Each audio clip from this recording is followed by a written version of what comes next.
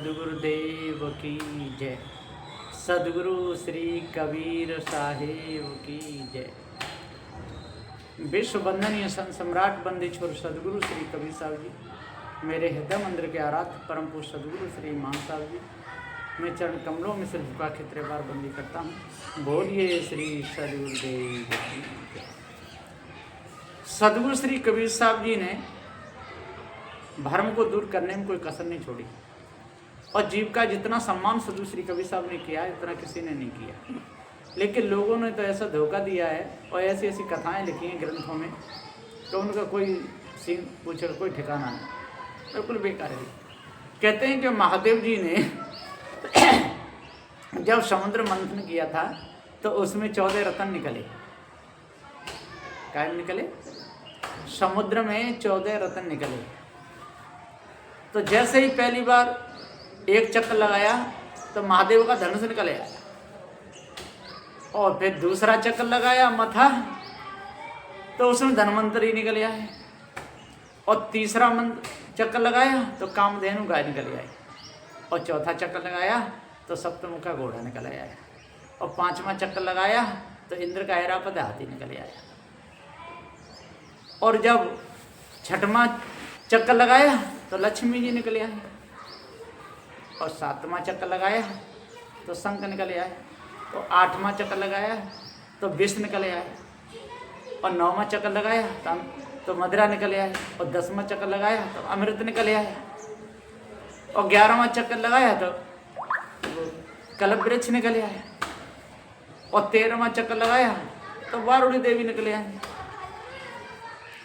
और 14वां चक्कर लगाया वो 13वां तो उसमें कामदेव निकल आए, चंद्रमा निकल आया। इस प्रकार से इन्होंने 14 रत्नों की कल्पना की है। सद्गुरु श्री कबीर साहब जी कहते हैं कि थोड़ा विचार तो करो, यदि विचार करोगे तो बात बनेगी और विचार नहीं किए तो बुद्धि गड़बड़ी रहेगी, बुद्धि गड़बड़ाती रहेगी और जब तक बुद्धि गड़बड़ाती रहेगी तब तक आप सही निर्णय कर ही नहीं पाओगे।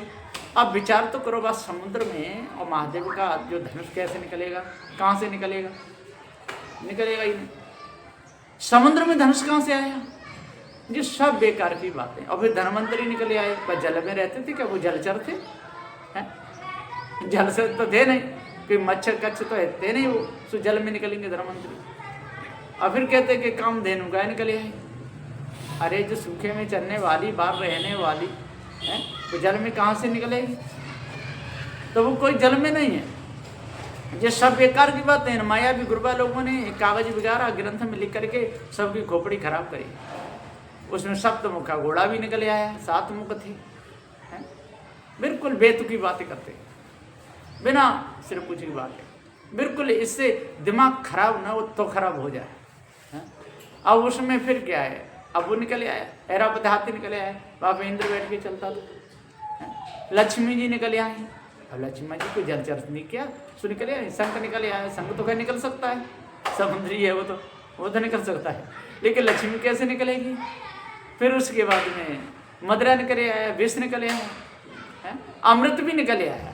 देखो गप्पी लोगों की बात। अब तक कल्पतरु निकल आया। ये सब बेकार हो, बिल्कुल बेकार की बात है।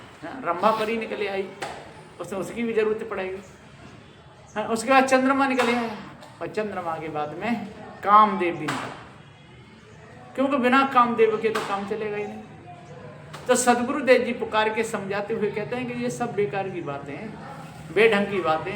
इसलिए इन बेढंग की बात उनको दूर करो, भ्रम को त्यागो, भूल को दूर करो, तब पुरुषांत मिलेगी। नहीं तो मिथ्या धोखे में जीवन चला जाएगा। बोलिए श्री सद्गुरुदेव की जय। साहेब।